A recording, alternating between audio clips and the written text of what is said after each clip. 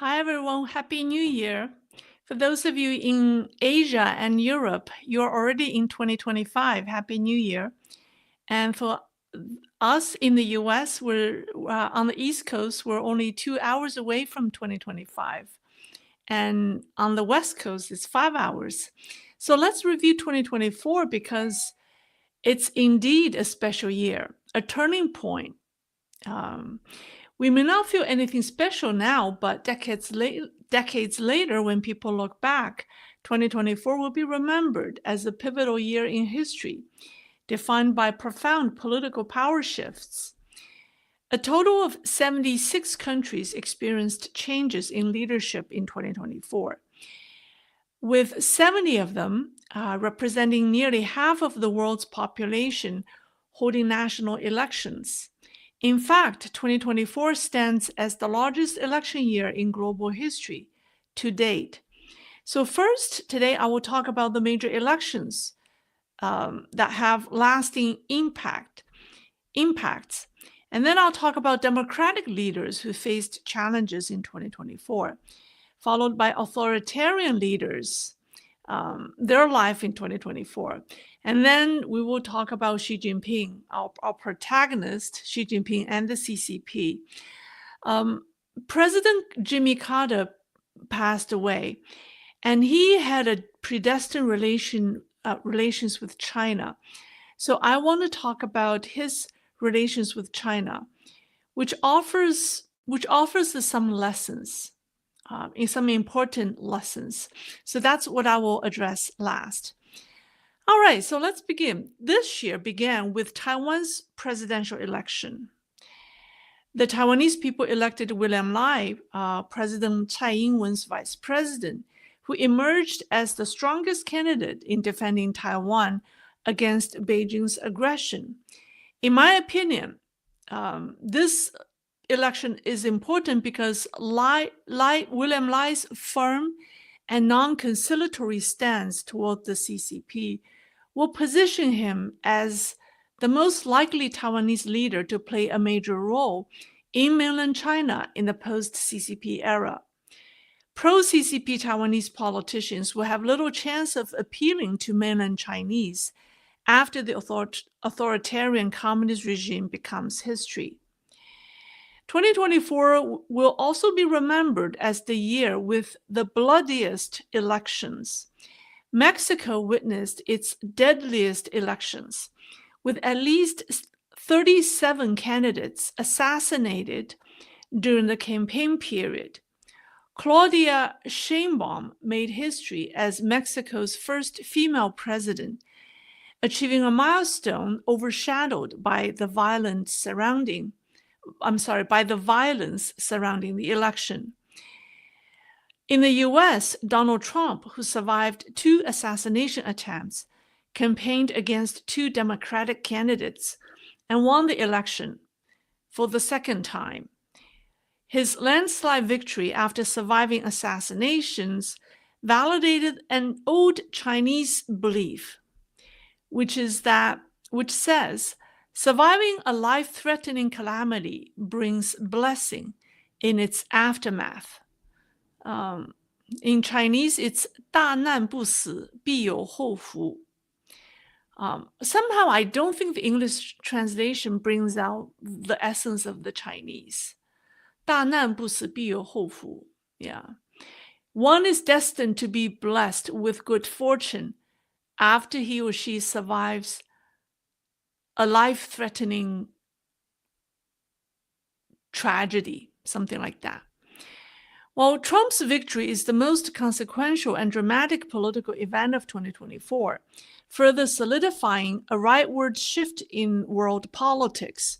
In the June European Parliament elections, right-wing parties made substantial advances, particularly in major economies like Germany, France, and Italy. In France, Marine Le Pen's national rally secured approximately 31.5% of the vote in France, more than double that of President Macron's Renaissance Party. In September, Austria's right-wing Freedom Party emerged victorious in parliamentary elections, securing 29% of the vote. the strongest showing since World War II. Portugal witnessed the rise of the right-wing Chega Party, C-H-E-G-A, I hope I'm pronouncing it right, Chega Party, which gained significant support in national elections. Not every country is turning right. In contrast to continental Europe, the United Kingdom moved in a different political direction. The Conservative Party under Prime Minister Sunak lost nearly 250 seats compared to the 2019 election. The Labour Party, led by Keir Starmer, secured 411 out of 650 seats in the House of Commons. This marked Labour's first general election victory since 2005 and ended 14 years of conservative governance. 2024 was indeed a tough year for world leaders who faced internal and external challenges. A number of them resigned. Katalin Novak, president of Hungary, resigned in February 2024. I hope I'm pronouncing the name right. Hamza Youssef, First Minister of Scotland, resigned in April. Fumio Kishida, Prime Minister of Japan, announced his resignation in August. Joe Biden, US President, announced that he would not seek re-election in July. In Canada, Prime Minister Justin Trudeau is facing calls for him to resign. So world leaders had a tough year in their relationship with their parliament or legislators. On December 16th, 2024, German Chancellor Scholz lost a vote of confidence in the parliament, and an early federal election is scheduled for February 23rd, 2025. In December, South Korea's pro-West president, Yoon Suk-yeol, ordered martial law, citing election irregularities and North Korean influence in the government.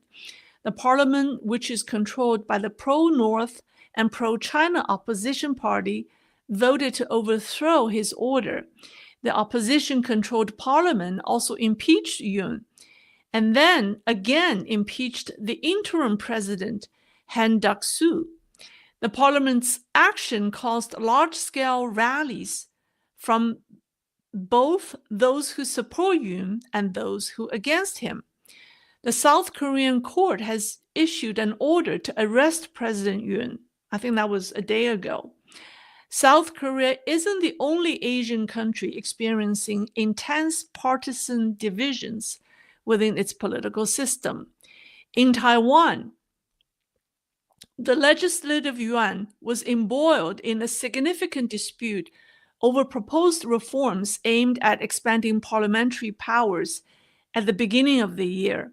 The legislative sessions became highly contentious, culminating in physical altercations among lawmakers. Protesters gathered, thousands or even tens of thousands of protesters gathered outside the parliament as well as in other parts of Taiwan, accusing the opposition parties, the KMT and then the People's Party, of undermining democracy and acting in concert with external influences to weaken Taiwan's governance. You guess who the external influences is? Well, that's certainly Beijing. Despite the turmoil, the opposition-dominated legislature passed the controversial amendments on May 28, 2024. This parliamentary dispute highlighted the intense partisan divisions within Taiwan's political landscape. The extreme and hostile divisions in both Taiwan and South Korea, in Taiwan and South Korea's parliament or legislative bodies, don't appear normal to me. They do not appear normal partisan divisions. I see the fingerprints of mainland China and North Korea in Taiwan and South Korea's legislative bodies, respectively, because both parliaments are controlled by pro-Beijing and pro-Pyongyang legislators. South Korea's situation is even more precarious as President Yoon is facing arrest.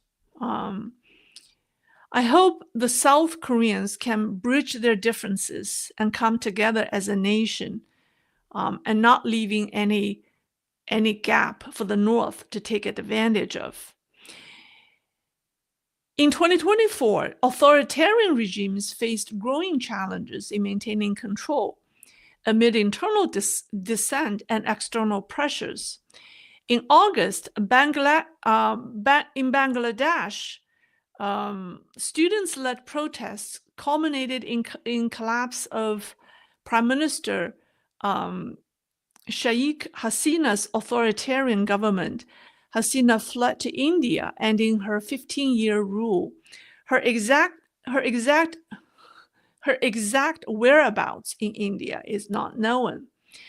On December 8th, 5 decades of Assad family regime fell when opposition forces captured Damascus. Assad fled to Russia, where he was granted asylum. Iran's regional influence has also diminished as its alliances in Syria, Lebanon, Gaza, and Yemen weakened. The fall of the Assad regime in Syria, Israel's targeted attacks on Hezbollah leaders and on Hamas and Houthi rebels have weakened Tehran's strategic position. And in Venezuela, President Nicolas Maduro's contested re-election intensified internal and international disputes. Allegations of electoral fraud led to diplomatic tensions, with several countries expelling Venezuelan diplomats. As a result, Venezuela is now more isolated in the international community, and fractures within the international left regarding support for Maduro's government have occurred. So with all of that said, let's focus on China, the world's largest communist state. 2024 is a major turning point for the CCP regime. After securing a third term in 2022 and filling the Politburo Standing Committee member, After securing a third term in 2022 and filling the Politburo Standing Committee with his loyalists, Xi Jinping successfully established a highly centralized political framework under his sole authority. He called it the Xi Jinping era. However, just 2 years later, his regime appears to be on the verge of collapse. The so-called Xi Jinping era is essentially a castle in the air, lacking a solid foundation. This is the most immediate reason for Xi Jinping's diminishing power, because he abandoned the governance model of Deng Xiaoping, but he lacked and opted for a Mao-style personal authority, but he lacked Mao's charisma to rule, or he lacked Mao's personal authority to rule through ideology. So his model has failed to secure consensus or establish even the most basic political stability. His doomed model has exacerbated social crisis and intensified internal conflicts, which became the trigger for the political split at the top. And the turning point was this summer. Since the CCP's third plenum in July, Xi Jinping's power has significantly waned. The app designed to study Xi Jinping thought quietly deplatformed. State media abandoned the standard propaganda language designed to embellish the Xi Jinping thought and his supreme status. The most dramatic is perhaps his lost control of the PLA. And the PLA isn't even quiet about it. In December, the PLA Daily published 5 consecutive articles to criticize, quote, one-man rule in the military and to promote, quote, collective group leadership. The most dramatic signal that he has, the most dramatic signal showing that he has lost control of the PLA is the removal of his longtime close associate, director of the PLA's political work department, Admiral Miao Hua, who oversees the PLA's human resources work. So at this point, with all of that happening, it has been unclear to the outsiders who is actually calling the shots in Zhongnanhai. Xi Jinping appears to do some of it, but he isn't the only one. The black box operation of the CCP politics has created room for rumor, speculation, and created the following 4 problems.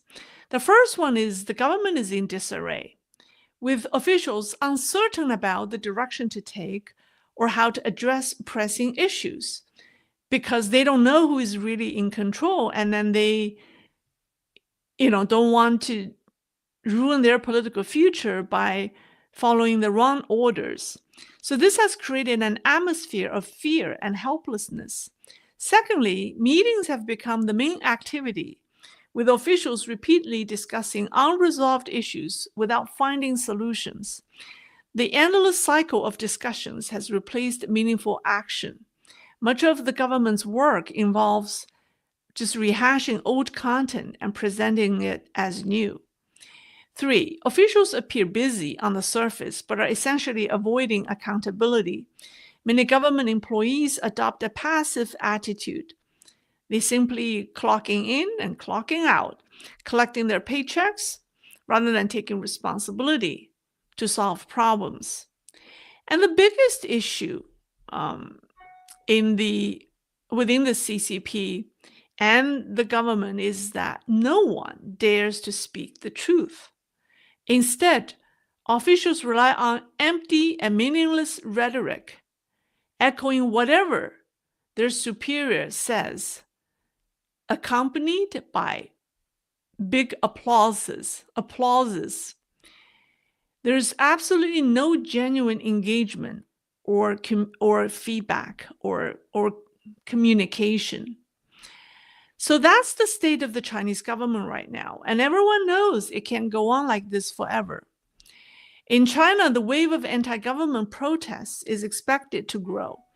According to a report from it's an internal report submitted by the Ministry of Public Security to the commission in charge of legal and political work. According to that report, as of November 2024, 206 grassroots organizations with subversive tendencies were discovered across the country.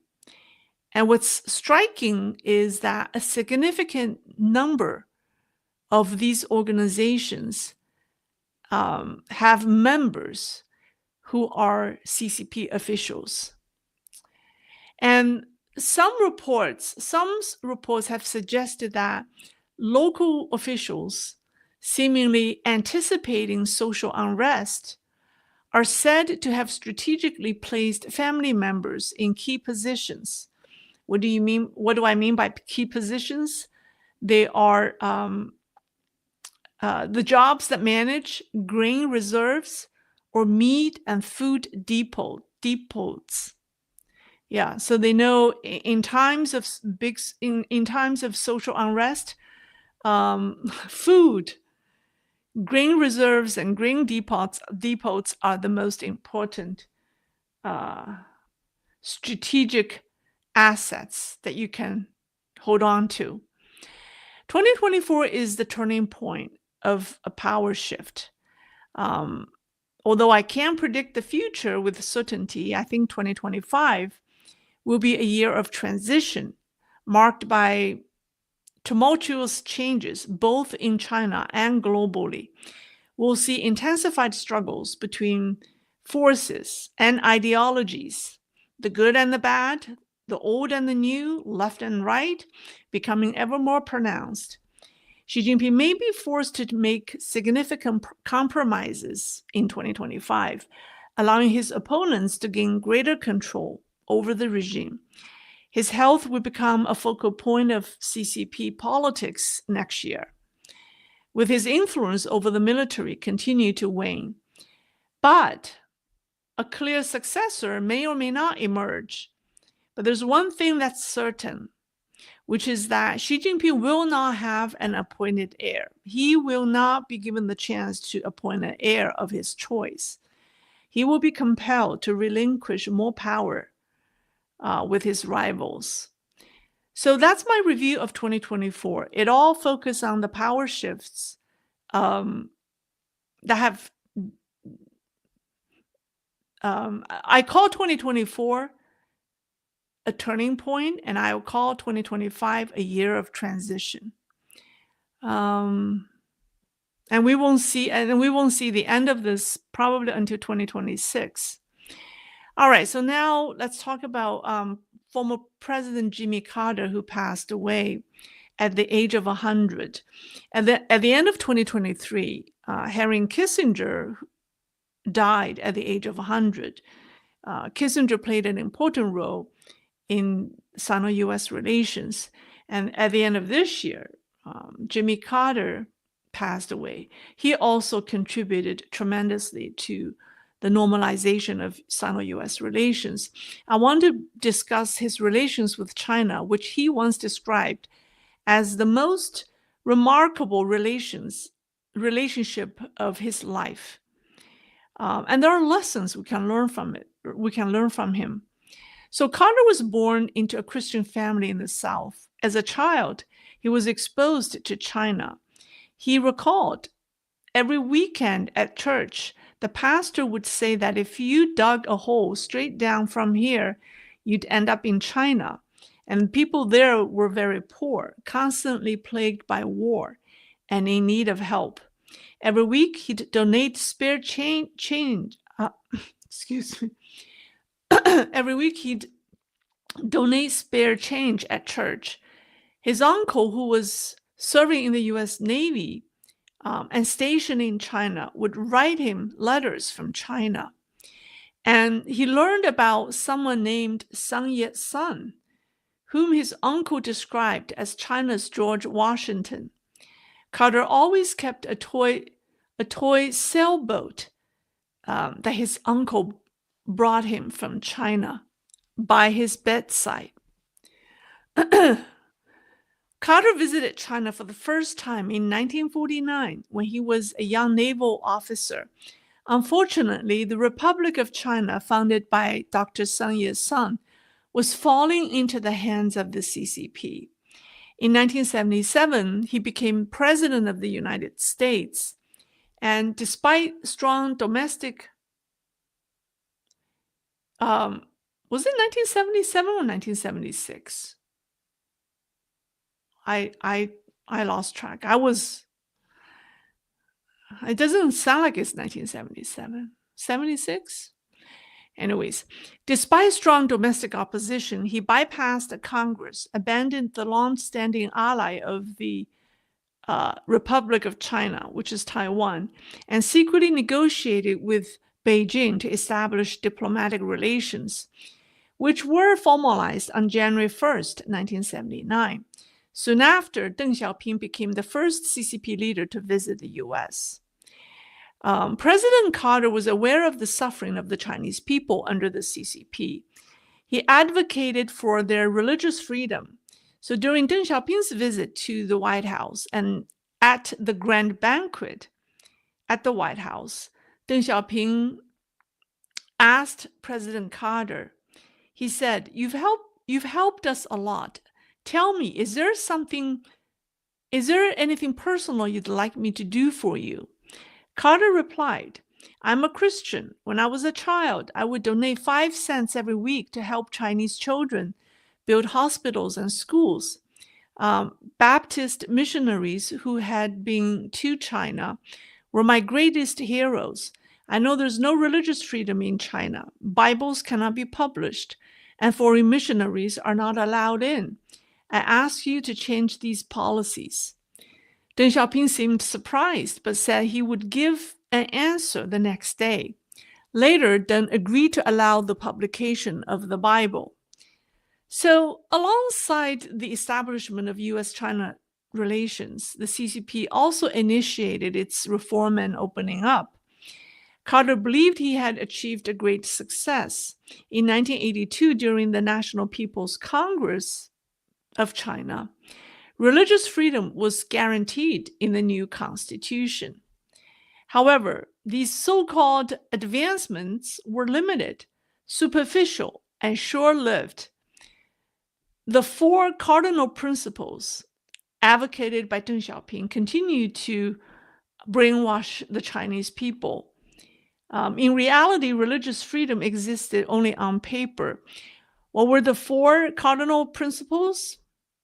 It was number one was upholding the socialist path or the socialist system. The second one is upholding the dictatorship of the proletariat. 3 is upholding the leadership of the Communist Party. 4th is upholding Marxism, Leninism, and Mao Zedong thought. It's a mouthful to say. So you see, Deng Xiaoping was adamant about holding these four principles and left no room for religious freedom. And as an example, a Chinese man by the name Cai Jinhong and his family printed large numbers of Bible and distributed them to Christians in China. For this, they were arrested and imprisoned by the CCP. President Carter intervened. He instructed the U.S. Embassy in China to assist the Tsai family in successfully leaving China and resettling in the U.S. So, in fact, there's no religious freedom in China now. Underground Christians are being persecuted. Tibetans are persecuted. Falun Gong followers are persecuted. So there's no religious freedom in China, despite the fact that its constitution states it does. So in truth, Carter's insistence on establishing diplomatic how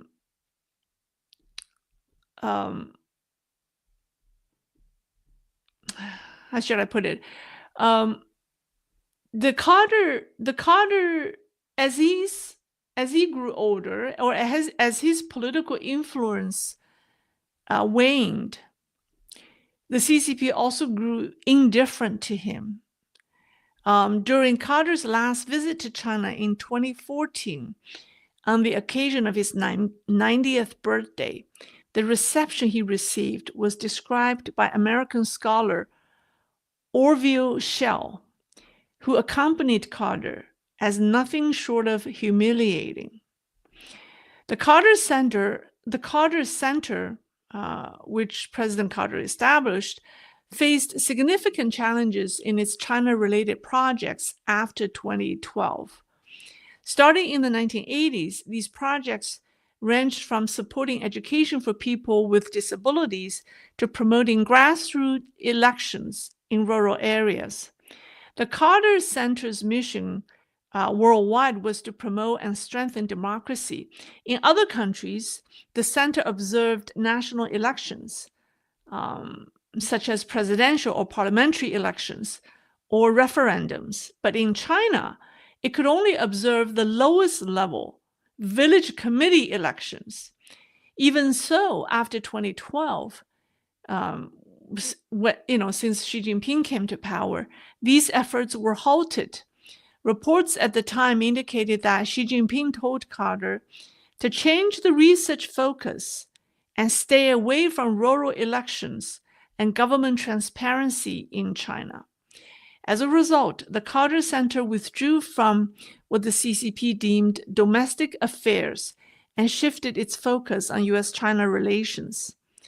The China Election and Governance website, launched by the Carter Center in 2002, was taken offline in China in 2012, although it remained accessible in the US.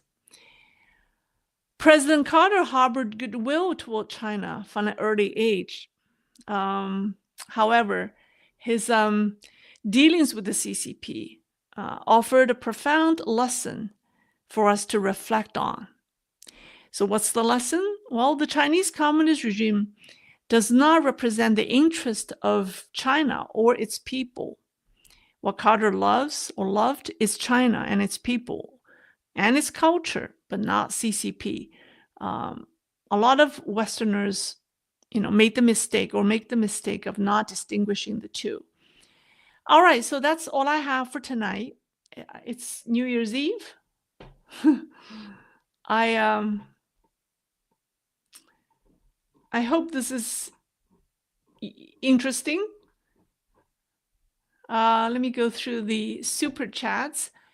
Ed Naga Ed Nageto Bed. I don't know how to pronounce your name, but I really appreciate the super sticker. Hello, Lei. It's Edna. Get to bed. Oh, I see. It's Edna. Get to bed. Just saying thanks for the good work and wishing you a happy new year. Well, thank you, Edna. Get to bed. Thank you so much. I wish everyone a great, happy, prosperous 2025. Thank you.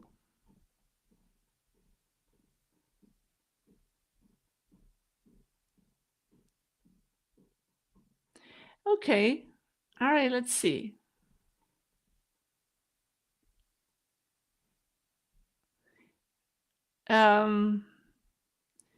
Okay. Let's see. Netflix foreign. Please stay until midnight. We wish to wish you a happy new year when it hits midnight on East Coast, okay? Well, that's 2 hours away from now.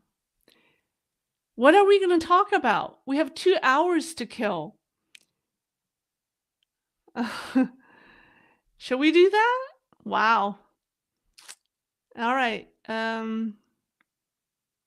Truth and integrity is a threat to the CCP. We love it. Thank you. Like the video. Okay. All right. Carter. Moonwalker, Happy New Year. Do you have any plans for the New Year's Day? Any traditions? I know in the United States, people eat Chinese food on New Year's Day, right? That's what I heard. Because the only restaurants in old days, well, I don't know about now, this more and more restaurants seem to be open on like Christmas Day and also on New Year's Day. But before, it was only the Chinese restaurants that are open. So I learned that it's a tradition for Americans to eat Chinese on New Year's Day. Well, I will I'll stay true to that tradition and I will eat Chinese tomorrow. That's for sure. How's that? Any plans? Well, we'll have a family get together. Yeah. To eat Chinese food. Okay. All right.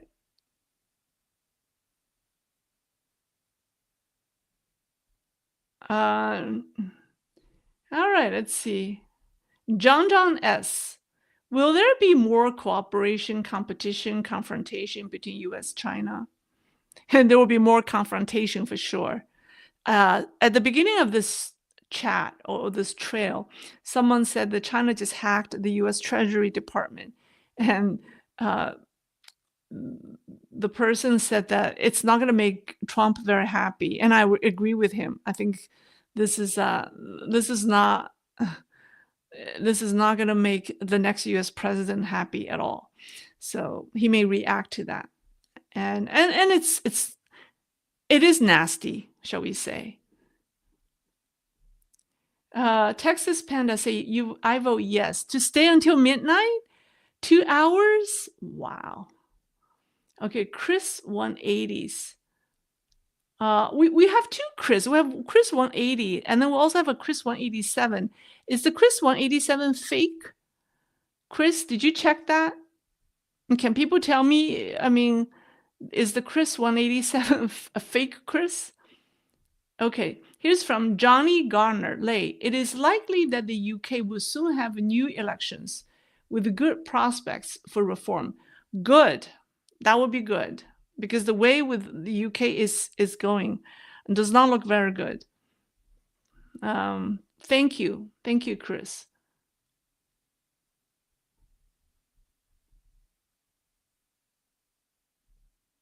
Okay. I like your New Year's hairstyle. Is it? Okay. All right. Some mystery viruses. Okay. Nick Fury. 50% Chinese restaurant in NYC Chinatown closed for good from COVID. Yeah. New York City's Manhattan Chinatown is not doing well at all. As a result, the Brooklyn Chinatown is doing very well. The Brooklyn Chinatown has expanded so much. The Flushing is also flourishing. Yeah, and New Jersey, there are some very good Chinese restaurants open up in New Jersey. So around Manhattan, they're all expanding and doing well, except Manhattan. Moonwalker, would you consider Carter's China efforts a mistake and a failure? They seem to love Kissinger but turn their back on Carter. Well, that's because they figured that Kissinger was still very active. I mean, Carter, after his retirement, he basically just, stopped from being involved in politics, other than doing some NGO work or some nonprofit work, right? Cause-based nonprofit work to promote democracy around the world, which is against the CCP's agenda. However, Kissinger, at the age of 100, was still think that he could, was still making money and trying to try to make deals. So their life's goals are different. So the CCP figured that Carter was useless to them, so they show no respect to him. I mean, the way they received him was humiliating. I mean, that's rude. That's very rude. But that's CCP. When they're nice to you, it's because you are important. They see you as a valuable asset. Once they deem you useless, they will turn their back to you. Okay, let's see. I know you have covered the new flu coming in China. There's something going on in China. There's some mysterious virus going on in China, and the government said there was some kind of a respiratory virus, but the hospital emergency rooms have been packed with new patients, and people suspect that it's a new variant a new variant of COVID, still COVID related, but we don't know what it is. But the Chinese hospitals are packed. I have not covered it.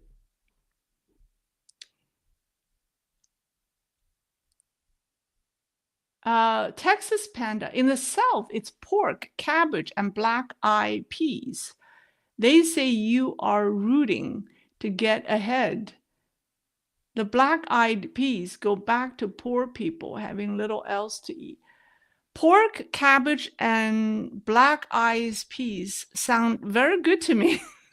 I think they go well together. From a Chinese chef's perspective, I think if you cook these three ingredients together, they will taste very good. I would love to try them. I don't know where to get the black-eyed peas. Where I have never seen them. Thomas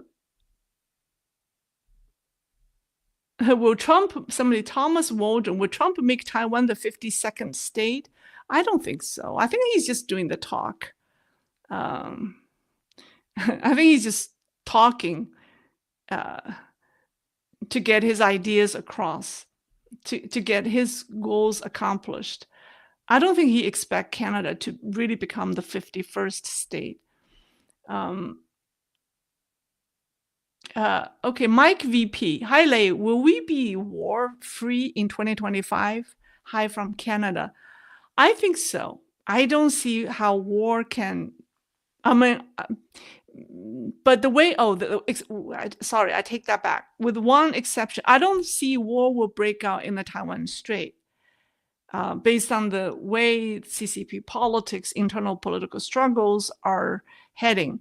However, there's one place that may be may have a higher risk, and that's the Korean Peninsula.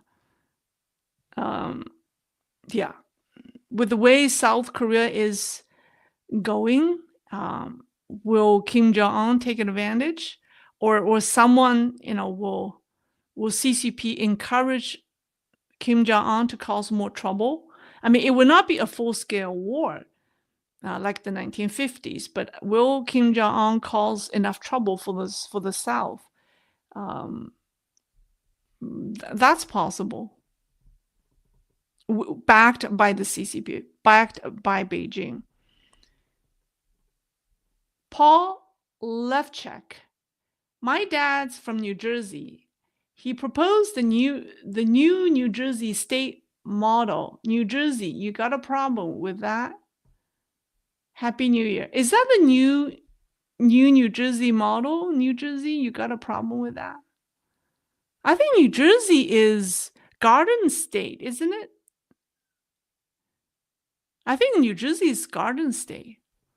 Okay, I have not heard about it. Chuck Bonu. Like, keep it up. Great work. Thank you. Thank you.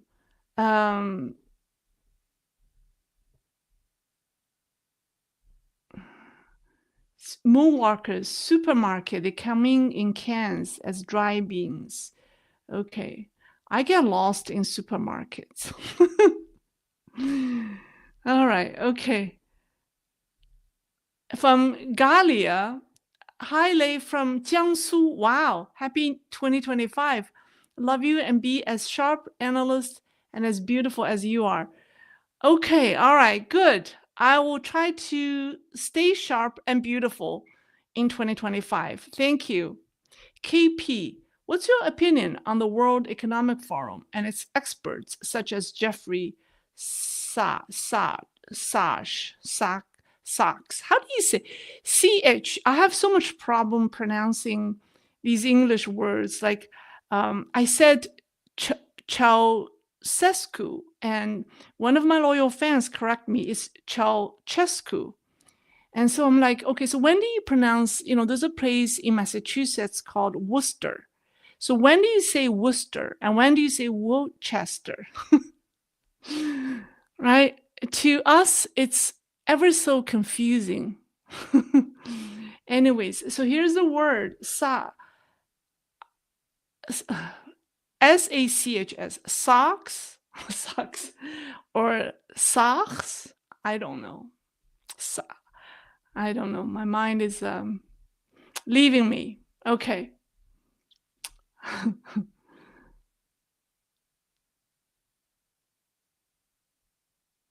With plane, okay, here's Nick Phil. With plane crashes, China is trying to replace Boeing planes. What do you think? Oh, I don't think so. I don't think China has the ability to do that. I kind of, Sachs. Okay, somebody, thank you, Sachs. Yeah, it makes sense. Sachs. Goldman Sachs, that's right. Oh my goodness, what has happened to Lei's brain today? Sachs. Everyone is, thank you. Because, when it comes to language, you cannot overthink.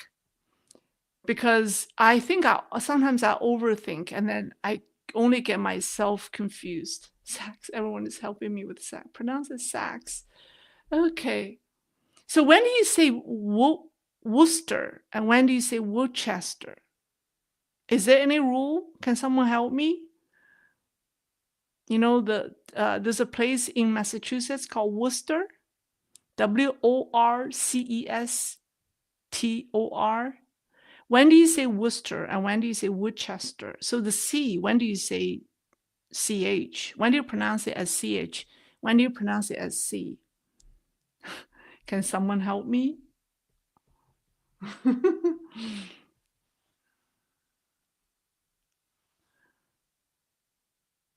I know, yeah, Worcester, Worcester. But the C, sometimes you say Che, like Ceausescu. You don't say Ceausescu. I said Ceausescu and it was wrong. So when do you pronounce the C as CH? They say Worcester is a thing. The Worcester thing is a British convention. No one knows when to pronounce the C. Uh,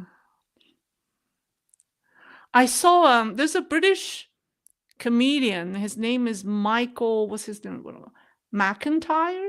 Michael McIntyre. He's utterly funny, and he had a show. He talked about the silent letter.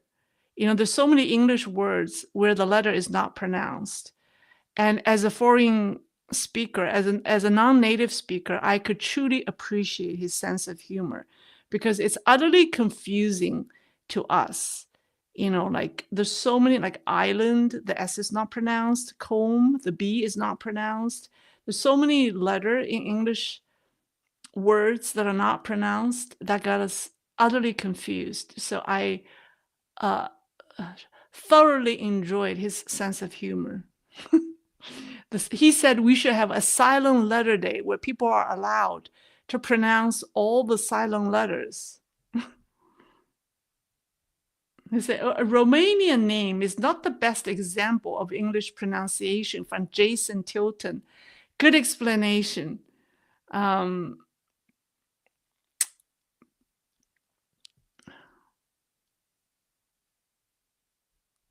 Okay. Worcestershire, Worcester.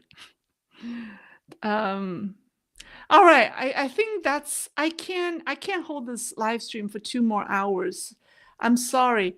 I don't see any questions, but I appreciate all the feedback and help on helping me pronounce words. Um, Peter said, my partner loves Michael McIntyre. Yeah, he's utterly funny. Oh, I laugh. Uh, all right. Yeah, I think we should have a silent letter day where everyone is allowed to pronounce the silent letter. Okay. All right, that's all for today. I will remember Worcester sauce. Okay. How about leaving the chat open to midnight? How do I do that? Chris, do you know how we can do that?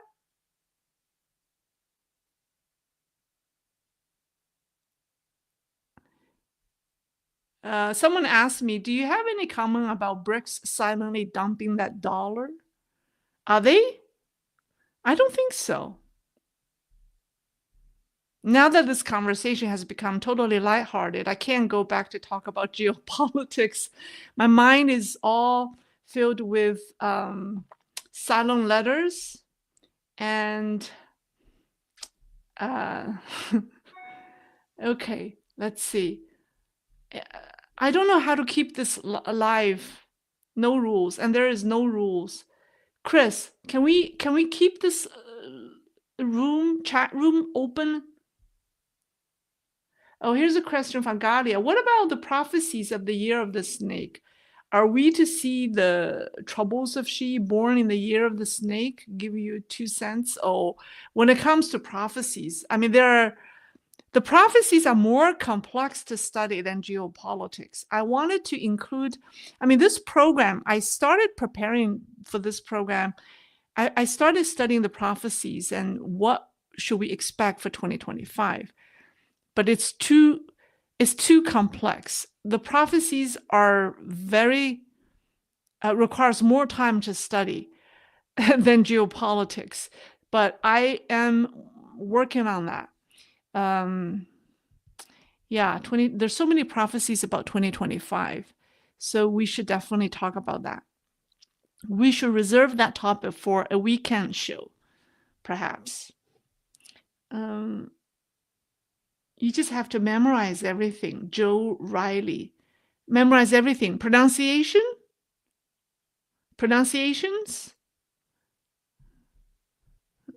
But I can't. I mean, there are English words that I have not heard before. So I have to try to pronounce them based on my knowledge of how to pronounce English words. So that's why it's tricky.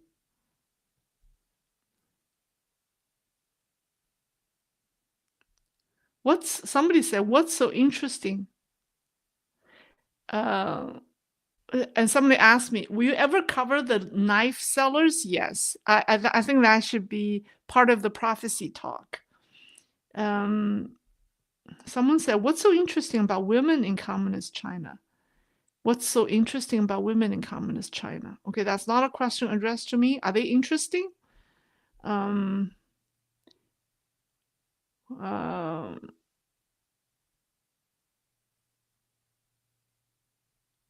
Multi-stacker. I love listening to you when it's right and when it's off.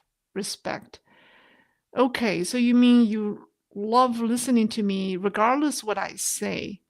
Thank you. And when it's off. Okay. Lei, the only rule with English pronunciations is that there are no rules. Best guy is ask a local. Pronunciations vary greatly by region. Tony Watson. Okay. Okay. All right. Thank you. All right. That's all. I'll end it here. But Chris, can you tell me how we can end this without shutting down the chat rooms? Can you change the setting so that the chat room goes on? Chris, can you reply just to confirm that? I think you could change the setting so that the comments can go on. But if you don't make the change in the setting and I end it, then people won't have the chat room open.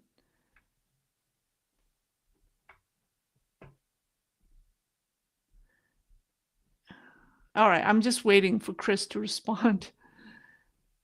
Credit knife sellers, yes, I've bought this up many times. I think we can. What do you mean we can't? We can. Chris, we can. It's in the setting. Go to the studio setting. Oh, maybe we cannot. That's right. Okay, well, sorry guys. I need to. This is the YouTube setting. You're right. We cannot. Okay. That's all for tonight. Thank you very much. Happy New Year. Oh, someone wrote foreign language to me. I can't read. All right. I will see you next year in 2025. Stay well. Okay. Bye-bye.